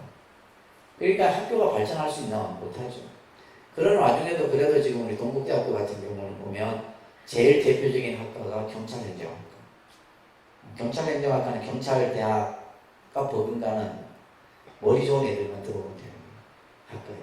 그 다음에 연극영화과. 또 대표적인 이제 국문학과 같은 이런. 요즘에는 이제 뭐 의과대도 있고 치과대도 있고 한의학과대도 있고 이제 다 있는데 아무튼 이런 동국대학교가 1906년에 이 명진학교를 중심으로 해서 이루어졌고 그래서 이제 그 당시 이제 같이 세워졌던 학교가 여기에 나와 있죠, 그죠? 연희전문학교, 연세대학교죠. 이화여자전문학교, 이화여대죠. 보성전문학교, 고려대죠. 이런 대학들이 같이 이제 그 시대 때에 들어서게 됩니다. 그러면서 이제 불교는 여러 가지 이제 항일 투쟁을 많이 하게 돼요. 뭐 친일 성향의 스님도 있었지만은 대표적인 항일 독립운동가로 만해 한명원 스님이라든지 백용성 스님 이런 스님들이 또 이제 당시 그 독립운동이라든지 항일 투쟁을 하게 됩니다. 그 이외에도 여러 이제 단체들이 들어서게 됩니다. 그러다가 이제 1945년 8.15 해방을 맞이하게 됩니다. 그죠? 이때부터 이제 이 싸움이 본격적으로 시작이 되는 거예요. 어떤 싸움이요? 지금 모든 절들은 누가 다 주지를 하고 있어요? 결혼한 대처성들이 주지를 하고 해인사도 그랬고 통도사도 그랬고 다 그랬습니다. 이제 그 싸움이 여기서부터 시작이 돼요. 해방이 되고 나서부터. 그러면서 이제 당시 이제 친일 불교를 청산하고 매교승 뭐 친일 성향의 스님들을 축적한다는 명분하에 그 위에 보시게 되면 정화운동이라는 것이 보여져요. 무슨 운동이요? 정화운동. 이게 사실은 참 어떻게 보면 좋은 모습인데 이것이 결론적으로는 불교를 굉장히 황폐화시켰던 모습입니다. 그래서 이제 내용은 좋죠. 대중불교를 실현하고 민족 통일을 완수하고 그죠? 그 다음에 또 균등 사회를 건설하고 비구 중심의 교단을 만들고 그랬는데 이 운동을 주도했던 대부분의 사람들이 1956년에 47년에 월북을 하게 됩니다. 그래서 기록에 의하면 1954년도에는 요 지금 사진이 어떤 사진이냐면 당시 대각사라고 하는 서울의 절에 이 김구 선생입니다. 김구 선생이 당시 이제 배경성 스님, 이제 임시정부를 물밑으로 이렇게 도와줬던 배경성 스님을 만나서 이제 감사 인사를 하는 그런 사진이에요. 아주 역사적인 사진이죠, 그죠? 그 벽동 김구 선생이. 그래서 이제 불교계가 상당히 독립운동의 영향, 운동을 뭐 3.1운동이라든지 많은 역할들을 했습니다. 그러면서 당시 1954년이 되게 되면 여기에도 나와 있듯이 뭐요? 대처승의 수가 7,000명. 지금 현재 우리나라 스님들 수가 2만 명이에요. 2만 명이면 이때 우리 지금 인구가 얼마나 늘어났어요? 그에 비하면 이때 이 대처승의 수가 7,000명이면 어마어마한 수입니다. 그리고 비구는 몇 명? 200명. 그러니까 7,000명 대 200명의 싸움이 시작이 되는 거예요. 이때 이제 그냥 그러면서 이제 이것이 나중에는 굉장히 많은 후유증을 낳게 됩니다. 자, 그러면서 해방 이후에 이제 바로 미 군정이 우리나라를 통치를 하게 되죠. 이승만 정권이 잠깐 들어서기 전에 이승만 정권 때도 거의 미 군정이 다 다스렸다고 보시면 됩니다. 그래서 이 미 군정이 들어오면서 뭘 하게 되냐면 크리스마스를 공휴일로 지정하게 되고 원조 물자를 바탕으로 해서 교회를 설립하게 되고 그리고 이 6.25 사변이라고 하는 것이 우리에게는 어떻게 보면 새로운 한국의 사회를 변화시키는 그러니까 모든 것이 다 파괴됐잖아요. 전쟁으로. 그래서 결국은 이제 미군에 의존할 수밖에 없었는데 이때 이제 선교사들이 물밀듯이 들어오죠. 그 선교 물자와 더불어서 뭐가 양산이 돼요? 전쟁 고아들. 전쟁 고아들을 이제 케어하기 위해서 만든 것이 뭐예요? 홀트 아동복지. 홀트 아동복지. 뿐만이 아니라 또 뭐예요? 우리가 말하는 고아원을 세우게 되고, 그 다음에 교육, 그 다음에 의료. 이거는 종교가 어떤 종교를 전파하는 데 있어서 반드시 쓰는 기법이에요. 선교를 하는 데 있어서. 그러니까 지금 우리나라는 이제 교회가 원체 우리나라 한국 교회가 성장을 해서 지금은 우리 한국 교회가 해외로 선교하잖아요. 아프리카, 중국, 엠벤 이런 쪽으로 선교를 하거든요. 그들이 하는 게 이거예요. 교육, 의료, 사회사업. 이 세 가지 앞에는 종교 필요 없습니다. 이걸로 다 그냥 하게 돼요. 지금 이제 교회 같은 경우는 이제 요즘에 보면 어느 쪽에 관심을 많이 갖냐면 그 요양병원 같은 경우 보면 농어촌에 많잖아요. 나이 드셔갖고 그죠? 이제 요즘에는 보면 대부분 70~80%가 기독교에서 하는 요양원이나 목사들이 오는 거예요. 그러니까 우리가 이제 나이 들어가고 보면 자식들도 안 들여다보고 그죠? 노인들이 외롭다니까. 그러니까 어떻게 해요? 이제 나이가 들고 이제 몸이 아프면 요양병원에 들어가죠. 또 이제 우리가 의료 이제 이런 보험제도나 이런 것들이 잘 돼 있어갖고 돈 많이 번다더라고요. 통도사도 이제 요양병원을 하려다가 지금 못하고 있는데, 그래서 결국 이제 이 교회 사람들이 와서 그죠? 기도해주고 손잡아주고 하니까 이제 절에 한 30년 40년 다녔던 분들이 나중에 죽을 때 되면 나 이제 교회 갈란다 이거 다 개종해버려요. 실제로 농어촌 같은 경우도 그런 경향들이 많다. 예를 들면 농촌 이런 데는 사찰들이 어렵다고 그러잖아요. 절에 안 가죠. 다 농사일도 노인들이 힘들어 하는데 무슨 절에 가서 기도할 시간이 어디 있어요. 그래갖고 어느 스님 하나는 도저히 안 돼갖고 이장 모집하는데 본인이 이제 이장이 된 거예요. 마을 이장. 그래갖고 사시에 법당에 가서 기도 이런 거 안 합니다. 기도해갖고 될 상황이 아니잖아요. 이 스님의 하루 일과가 뭐냐면 아침 되면 음료수 사들고 이제 마을에 일하시는 노인들 찾아가면서 나중에는 다 그 마을 사람들이 절신도가 되버리고, 지금은 이게 찾아오기를 기다리는 시대가 아니라 직접 찾아가요. 그러니까 목사분들이 하는 경우가 그렇게 하는 거예요. 노원천의 목사들이 실제로 그렇게 한답니다. 그래 해갖고 나중에 이제 정말 이 땅 가지신 뭐 어르신이 내가 마지막 죽을 때 내 재산을 다 교회에 헌납해버리고 가는 거예요. 이런 경우들이 아주 많다고 해요. 그래서 이 이제 미군정 하에 이런 이제 원조 물자가 들어와서 여러 가지 이제 교회 사업들이 이루어지죠. 그래서 우리나라가 짧은 시간 안에 교회가 급성장할 수 있었던 요인이 바로 여기예요. 사실은. 그 다음에 일요일에 국가 행사. 지금도 일요일날 국가 행사 여러 가지 시험 못 보잖아요. 국가고시나 이런 시험들 일요일날 안 합니다. 거의 토요일날 하지.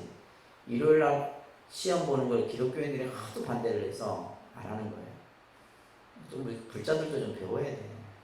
이 사람들은 그 뭐예요? 결혼식도 일요일날 안 하잖아. 교회 가야 된다고. 대단한 분들이에요. 그리고 이제 불교계에서 요구한 사찰령을 미 군정이 존속을 시키고, 특히 이승만 정권이 들어서서 전체의 내각을 기독교인으로 채웁니다. 42% 정도를 이제 기독교인으로 채우는데, 당시 이제 두 사람 정도가 불자였어요. 누구냐면 백성목 박사, 김범린이라고 하는 분인데, 이분은 초대 내무부 장관을 했던 분이에요. 김범린이라고 하는 분이 1949년에 토지개혁을 단행을 합니다. 이 토지개혁이 뭐냐면 사찰이 가지고 있는 토지를 전부 직접 하지 않는 토지를 다 매각도록 하는 거예요. 국가가. 그때 이제 이때 사찰들이 가지고 있던 땅들을 땅이 사찰이 어마어마하게 가지고 있었어요. 부산 같은 경우에 범어사 땅을 밟지 않고서는 부산을 못 지나간다 할 정도로, 통도사도 땅도 많지만, 예를 들면 지금 강남에 가면 봉은사라는 집 있어요. 강남. 그죠? 제일 핫플레이스죠. 강남 봉은사. 그 앞에 무역센터 있고, 뭐 앞에 뭐 인터컨티넨탈 호텔 있고, 그 주변에 모든 게 다 강남 봉은사 땅이었어요. 그래서 얼마 전에 그 현대에서 한국전력에서 그죠? 그 땅 가지고 이제 원래는 그게 봉은사 땅이었는데, 그 땅을 박정희 정권 때 그냥 국가기관에 그냥 팔도록 압력을 나갖고 싼 값에 팔아버린 거예요. 그 당시는 엄청 정권이 힘이 있었으니까. 그래서 이제 이 봉은사가 그 땅을 다시 돌려달라는 소송을 벌이고 지금 그런 중에 있어요. 굉장히 봉은사도 땅이 많았습니다. 저 서울에 가면 개운사라고 하는 절이 있는데, 성북동에 있는데, 그 고대병원부터 시작해서 고려대학교 거의 땅들이 다 개운사 땅이었는데, 그 땅들도 전부 다 없어졌어요. 그런 이제 받은 토지 보상금으로 뭐냐면 회사를 세웁니다. 회사. 그러니까 사찰이 회사를 운영하고 학교. 그래서 가장 많이 세웠던 것이 학교예요. 학교들을 많이 세워서 학교 사업들을 하게 됩니다. 극장을 또 세우기도 해요. 극장 이런 것들도. 그러다가 1951년에 군종제도가 도입이 됩니다. 이게 굉장히 중요한 거예요. 그러니까 이제 군인들, 군대 내에서 종교 활동을 하는데 군복이라 하고 군신부. 근데 군승은 이때 안 만들어요. 한참 후에 만들게 됩니다. 그러니까 이런 것만 봐도 이제 굉장히 종교 차별적인 요소들이 보이죠. 그죠? 그 다음에 1954년에 기독교 방송이 인가가 돼요. 자, 그런데 이제 1954년에 걸쳐서 두 번에 걸쳐서 이승만의 유시가, 대통령의 유시가 내려져요. 이 유시가 뭐냐면, 이제 싸우는 거예요. 비구 대처간에. 그래서 이제 이승만 유시에서 보면, 대처는 스님이 아니니 절에서 물러나라는 대통령 유시가 들어져요. 그러니까 이제 이때 이제 뭐가 들어오게 되냐면, 조직 깡패들이 들어오게 돼요. 그러니까 스님들 신분은 안 되니까. 그래서 짝깡패들을 어떻게 해요? 머리 깎여갖고 승복 입고 이제 밀고 들어가는 거예요. 그러면 절 하나 빼들면 또 이제 또 그걸 해놓고 또 다시 저래요. 이런 식으로 다 하게 됩니다. 그러니까 그러면서 소송대로 벌어지고 싸움은 싸움대로 행해지고 하면서 모든 그러니까 불교가 엉망이 되어버리는 겁니다. 그러니까 대통령이 유시할 정도면 어마어마했다는 거예요. 그때 그 당시에 이제 정화했던 스님들의 얘기 들어보면 대단합니다. 그래서 이제 10월 9일 날 조선불교 총본산, 지금의 조계사죠. 이 조계사를 조계종에서 접수를 하게 됩니다. 그러면서 이제 계속적인 법적인 투쟁이 벌어져요. 그러다가 1960년 4.19 혁명에 의해서 이승만 정권이 붕괴되죠. 그러면서 1961년이 돼서야 뭐가 법적으로 인정을 받아요. 대법원에서 조계종단이 이제 비구종단으로서 법적인 인정을 받게 됩니다. 그러면서 1960년대 때 이제 비구대처관으로 인해서 종교의 어떤 재산이 소송을 치르는데 엄청나게 손실이 됩니다. 이것이 어떻게 보면 이제 잘못 끼워진 첫 단추죠, 그죠? 일제가 만들어놓은 요 제도 때문에 긍정적인 면도 있었고 부정적인 면이 더 많았어요. 그러다가 이제 박정희 정권이 들었습니다. 박정희 정권이 들었으면 이제 이때도 뭐 계속 싸움이 일어나는 거예요. 그래서 박정희 정권도 2번에 걸쳐서 유시를 합니다. 제발 싸우지 마라. 싸우지 마라. 그래도 막 싸움이 끊이지 않아요. 그래서 이제 그래도 박정희 정권은 힘이 있었잖아요. 두 싸우는 종단, 조계종과 태고종을 하나로 합합니다. 근데 결국엔 또 갈라져요. 그래서 이제 1968년이 되게 되면 군승 선발 규정을 만듭니다. 이게 박정희 정권 때 만들어진 겁니다. 이제 군대 내에 모여 그 군인들의 정신을 이렇게 교화하고 할 수 있는 군승 제도가 만들어지게 됩니다. 그러면서 1970년에 태고종이 창립이 되게 되고, 그러면서 1975년이 돼서야 뭐요? 부처님 오신 날이 공표. 이것도 엄청 힘들었다 그래요. 반대가 너무 심해갖고, 그래도 이제 이 박정희 정권 때 박정희 대통령 같은 경우는 유경수 여사가 불자였어요. 유경수 여사가 그래서 일설에 보게 되면 그 당시 그 도선사에 청담 큰 스님이 계셨는데 실제 유경수 여사가 청담 스님 발을 씻어드리고 그 도선사라는 절, 그 올라가는 절을 군인들이 아니면 그 닦을 수 없는 길인데 그걸 전부 다 닦고 이게 이제 유경수 여사의 영향이 크죠. 그 다음에 이제 신군부 하에서 이제 전두환 정권을 얘기하는 겁니다. 그죠? 전두환 정권이 이제 들어서면서 어떤 사건이 벌어지게 되냐면 12.7 범란이 일어납니다. 이게 중요한 역사 사건이에요. 그러니까 이 12.7 범란이 이제 전두환이 자신의 어떤 통치 기반을 다지기 위해서 새벽 12월 7일 새벽에 모든 사찰에 군대를 동원해서 습격을 합니다. 그래서 스님들 명분은 이제 간첩을 색출하는 거였는데 이제 자신의 정치에 반대하는 스님들을 전부 잡아다가 고문하고 막 이렇게 이제 하는 그런 사건이 벌어지게 돼요. 이 사건이 노무현 정권 때 그 과거사 진상규명위원회가 노무현 정권 때 만들어져요. 그래서 제주 사상 사건이라든지 몇 가지 그죠? 이런 사건들이 이때 이 12.7 범란도 과거사 진상규명위원회에 들어가요. 그래서 결론은 뭐예요? 이건 국가가 잘못한 것이다 라고 판결이 나서 국가가 배상을 해라 해서 제가 알기로는 몇천억을 지금 배상을 받는, 그걸 현금을 받는 게 아니라 이제 역사 기념관을 세우고 당시 고문을 받았던 스님들 치료를 하고 이런 데 쓰여지도록 이제 보상을 받게 됩니다. 이제 그렇게 해서 이제 전두환이 참 불교에 못된 짓을 많이 했죠. 근데 결국 또 절에서 이 사람을 또 받아줍니다. 그죠? 백담사에서 받아서 참 아이러니해요. 역사라는 것은 아이러니한 거예요. 그러면서 이제 불교는 또 다른 또 시련과 투쟁의 논쟁에 휘말리게 되죠. 예를 들면 종종 선출 문제를 통해서 여러 가지 분규들이 일어나게 되고, 그래서 이러한 모든 그 문제의 시발점은 바로 뭐예요?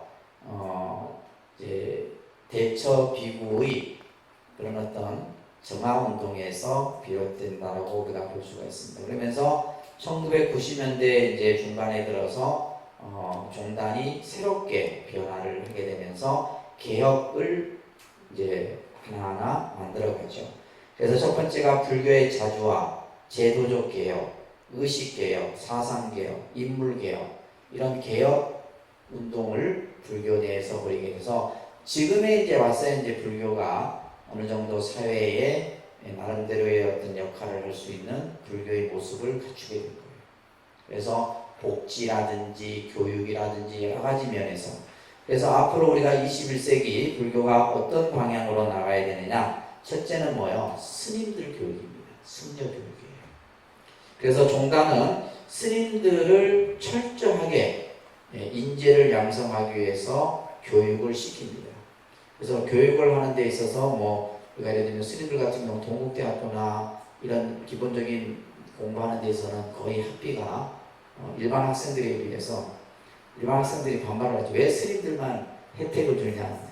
동대 같은 경우는 예를 들면 일반 학생이 뭐 4,500이면 우리는 돈 안 내고 배우거든요. 스님들을 이제 그렇게 이제 교육을 통해 갖고 양성을 하고 있고, 두 번째가 불교의 사회화입니다. 그러니까 불교가 얼마만큼 사회 문제, 사회의 약자들의 편에서 어떤 역할을 하느냐. 그래서 환경, 인권, 노동 여러 가지 문제에 불교가 이렇게 이제 그런데 그 시각을 또 좋게 보지 않는 분들도 있어요. 왜 종교가 뭐 굳이 그런 데까지 간섭을 하고 하느냐 이런 이제 얘기들을 하는데, 여러분들 뭐 제주 해군기지라든지 특히 이제 불교가 가장 하는 데가 환경하고 인권, 노동 쪽입니다.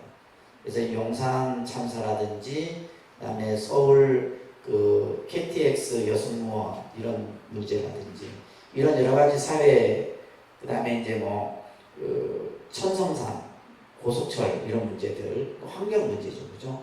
이런 것에서 이제 불교가 나름대로의 역할을 하고 있고, 특히 이제 불교계에서 사회복지 분야는 두각적으로, 그러니까 예전에는 천주교, 기독교, 불교였는데 지금은 천주교, 불교, 기독교 이렇게 순서가. 그래서 불교에서 운영하는 사회복지 시설이라는 이런 것들이 굉장히 많습니다. 그러니까 우리 종단에 보면 조계종 사회복지재단이 있는데 거기서 이제 운영하는 대표 뭐 기관이 뭐 수백 개가 되죠, 수백 개. 잘하는 것도 있고 잘못하는 것도 있고 그렇습니다. 그 다음에 세 번째가 포교의 활성화입니다.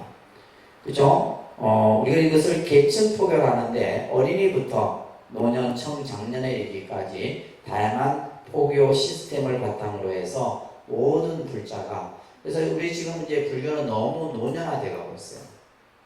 쉽게 말해서 그 속도가 너무 빠르다는 거예요. 쉽게, 그러니까 50대, 60대는 많은데 뭐요? 20, 30대가 없어. 20, 30대보다도 10대, 20대는 아예 전무해. 이게 한국 불교의 지금 아주 큰 문제입니다. 그래서 어떻게 하면 20대, 20대부터 30대, 40대를 이렇게 이게 골고루 분포가 돼야 되거든. 그렇잖아요, 그죠? 근데 중국은 굉장히 미래지향적이에요. 중국에 여러분 사찰에 가시면 중국이나 대만이나 이런 데 보면 전부 사찰에 오는 연령대가 20대예요. 20대입니다. 20대, 30대 애들이 저래 가요.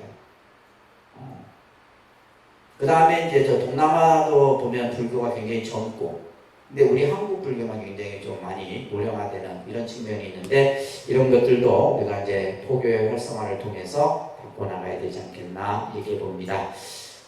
제가 오늘 이제 여러분들에게 근현대사의 불교의 여러 가지 모습, 또 때로는 좀 아픈 이런 과거도 제가 설명드리고 했던 것은 뭐 때문에 이것을 정확하게 알아야 돼요.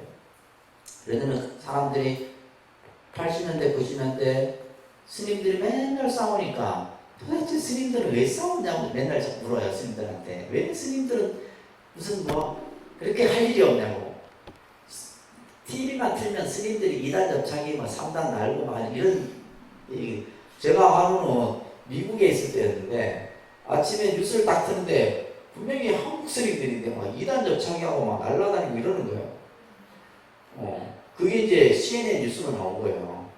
그 다음날 제가 뉴욕에 시내를 잡고 갔는데 흑인들이 저번에 뭐 이게 소림사인 줄 알고